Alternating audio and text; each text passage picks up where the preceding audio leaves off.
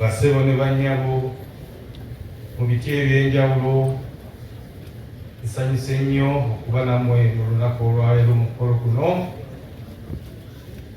okusabira muzzukulu wange Haji Muzata Batte mujjukira bulungi nnyo. Yali omusajja omwagazi w'ekika kye, Obuganda okutwalira wamu ate ng'awa amagezi mu buli ngeri zonna. N'olwekyo nsaba Mukama amuwummuze emirembe, amusonyiwe bwe wabaako ebyamusobako. Nneebaza mwenna abazze abali wano okulaba ng'omukolo guno guweesebwa ekitiibwa ekiraga nti Sheikh Muzata Batte yali muntu w'abantu era nga tasirikira kintu wabula okulaba nti kino kyalitabadde bwekiti, kino leka kusobya. N'olwekyo neebaza Mbuga, neebaza Sheikh Kalawuzi muzzukulu wange, abakulu bwenna abali wano, kuba olw'obudde sijja kusobola kumalayo buli omu, naye mwebale mutulaze obwagazi n'okusiima omugenzi bye yakola.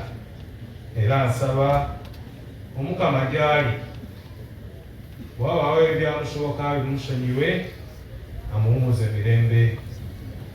N'omusika musabira akulembere bulungi famire, era bonna babe bumu obutaswaza omugenzi taata waabwe, babe nga bongera mu maaso okulaba nti bakulaakulanya n'omukwano nga gwe yalina n'obuwulize mu ddiini, mu kika, Bwakabaka bwa Buganda.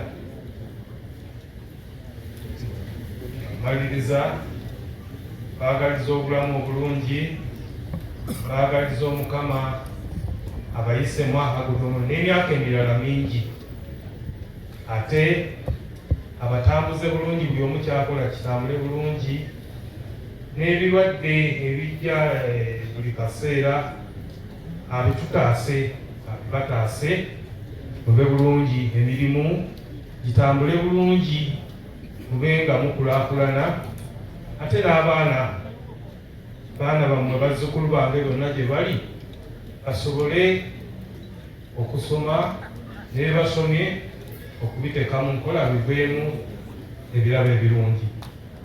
Beebaza nnyo, mwebalire ddala. Nsaba Omukama abakuume, ffenna atuwa obulamu obulungi.